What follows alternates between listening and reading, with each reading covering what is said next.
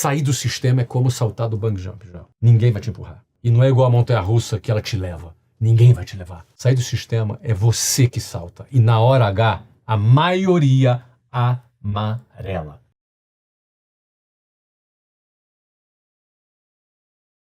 E geralmente esse cara que não entende essa relação de causa e efeito, ele deposita sua esperança na mão de um político. Quem domina a venda, domina a receita. Quem domina a receita nunca mais fica pobre. Acabou a pobreza. Acabou a pobreza. O cara que aprende a vender não fica pobre.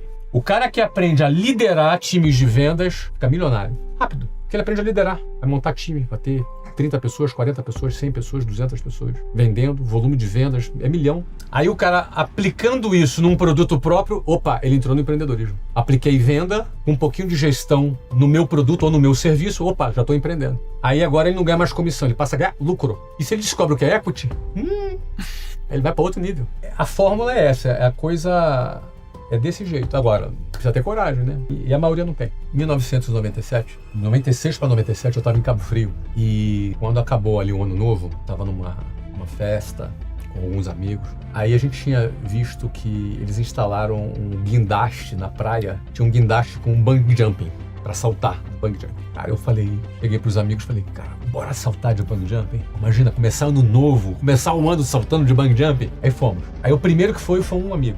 Ele foi na frente, subiu ali, tinha um guindaste, subiu ali numa caixinha, né? Aí o guindaste foi levando ele lá pra cima, e a gente esperando ele saltar, né? E aí passou 1 minuto, 2, 3, e o cara não saltava, né? O cara não tá saltando. Daqui a pouco começou a descer a plataforma. E amarelou! Cara, e aí uma galera, tudo gritando ali, bundão, bundão, chamando o cara de bundão, o cara desceu ali, cara, com a cara meio sem graça, não, cara, é muito alto, é o seu bundão, tal. Eu falei, meu irmão, fica de olho, você vai ver como é que é, cara. Você deixar de ser bundão, vou saltar pra você ver como é que é o seu cagão, fica aí. Aí eu fui, né, cara. Fica aí, vocês vão ver como é que é. Beleza. Cara, eram uns 70 metros, João. Aí até os 15 primeiros metros eu tava lá, vocês vão ver. Cara, quando passou dos 35 metros eu já nem ouvia mais, só ouvia vento. E a parada assim, né, é um pêndulo, né? Cara, dos 35 foi subindo. E aí eu comecei a pensar, cara, o que eu tô fazendo aqui? O que eu tô fazendo aqui? Cara, essa corda, será que é firme?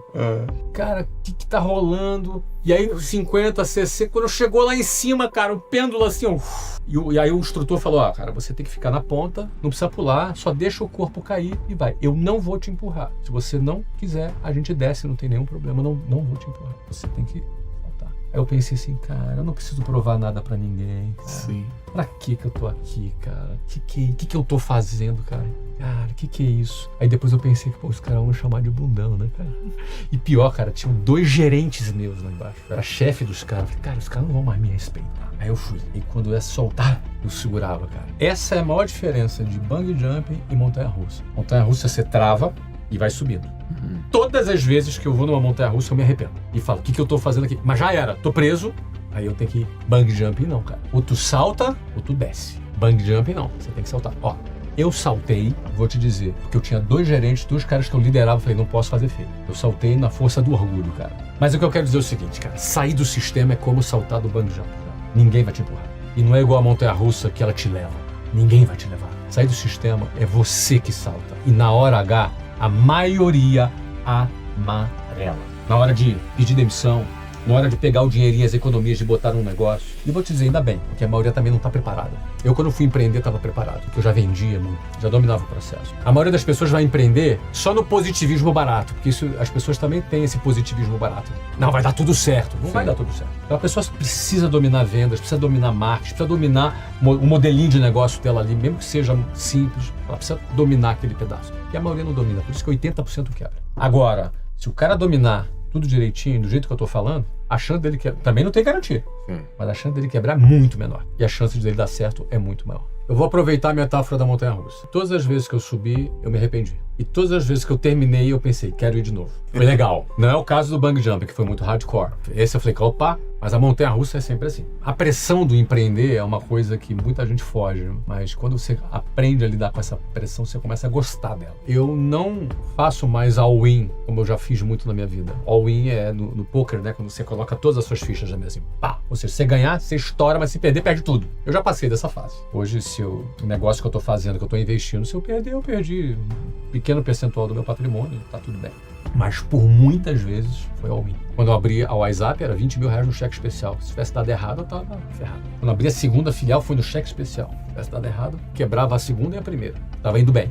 Certo. Em várias outras situações, foi all-in. Quando eu comprei o clube de futebol, fiz um cheque de 80 milhões de dólares só para entrar na liga dos Estados Unidos. Aquilo ali era 15% do meu patrimônio. Não machucava muito. Não era tão pouco assim, mas não machucava muito. Então, assim, já faz tempo que eu já não dou all-in. Acho que tem uma fase da sua vida, cara, que vale a pena o all-in, porque tu já tá no zero. A tua chance é ganhar. Mas ainda hoje, tem.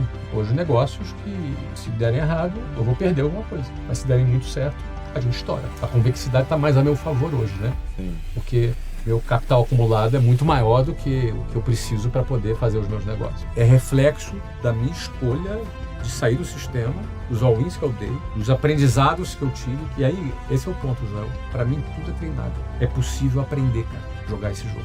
Mas você não aprende dentro do sistema.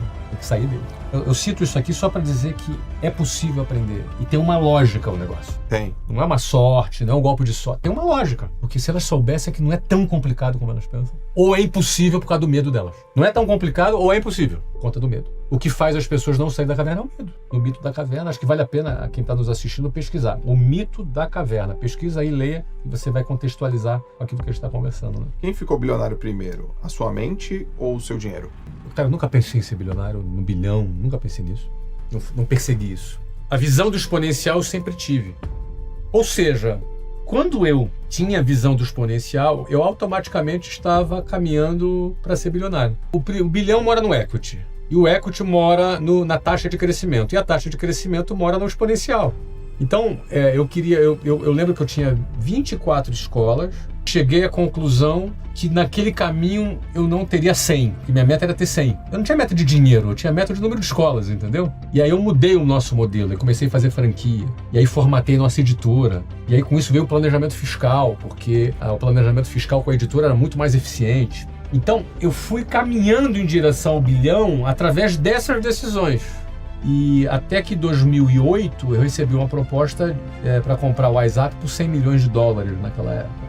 Foi quando eu entendi o que era equity. E achei, quando eu entendi o que era equity, eu falei, cara, agora não é a hora de eu vender. Eu preciso daqui a 3, 4 anos vai ser a hora. E foi quando eu vendi por 500 milhões de dólares. O modelo exponencial é o seguinte, quando eu era dono de escola, acho que todo dono de escola pensa, eu vou ter um lucro nessa escola. Esse é um modelo linear. Eu vou trabalhar e ter lucro nessa empresa. Eu nunca pensei assim. Eu sempre pensei assim, essa empresa que eu tenho está dando lucro. Logo, esse conhecimento que eu tenho, se qualquer pessoa tivesse esse conhecimento, ele também teria lucro. Logo, o meu produto não é o produto que eu tenho lucro. O meu produto, ele é ensinar a outras pessoas a terem o mesmo lucro que eu tenho com esse produto. Isso é o exponencial. Ou seja, se eu tenho uma escola que dá lucro, eu posso empacotar isso e vender isso. Porque quantos gostariam de ter uma empresa que dá lucro? Todo mundo. Então, todo mundo. Toma aqui. Esse é o exponencial. Esse é o N da equação. E aí, se eu tenho uma escola vezes uma quantidade de vendedores, que cada um vezes uma quantidade de vendas, isso é linear. Agora, se eu coloco um N na equação, ou seja, se em vez de uma escola eu tiver 100 escolas, então o A vezes B vezes C elevado a N. Sim. Isso não é linear, isso é exponencial. Então, se eu formo gerentes, se eu formo franqueados, se eu formo novos empreendedores, eu estou adicionando um fator exponencial no meu negócio. Que no final das contas eu vou vender, minha editora vai vender cada vez mais. Eu vendo na proporcionalidade da quantidade de vendedores, na proporcionalidade da performance de cada vendedor, elevado à quantidade de escolas que eu tenho. Esse é o fator exponencial. Então, se eu identifico o fator exponencial, eu tenho impacto no equity, a gente vai para o bilhão. E não é possível que gente tão mais inteligente que eu conheço gente que é muito mais inteligente do que eu, o cara fica dentro da caverna. Eu não me conformo, Joel. Porque o cara tem medo de saber o que tem do lado de fora, tem medo de pular do bungee jumping. Cara, qual é o preço dessa covardia, Joel? Porque o cara que luta e não consegue, ele não se ofende. Mas o covarde se ofende com a autoconfiança. Então quando a gente bota a cara na internet, a gente assume o risco de ser mal interpretado. Mas pra mim é um sacrifício que compensa se eu libertar 1000 escravos, ainda que eu não consiga libertar outros 1000 porque eles não sabiam que eram escravos.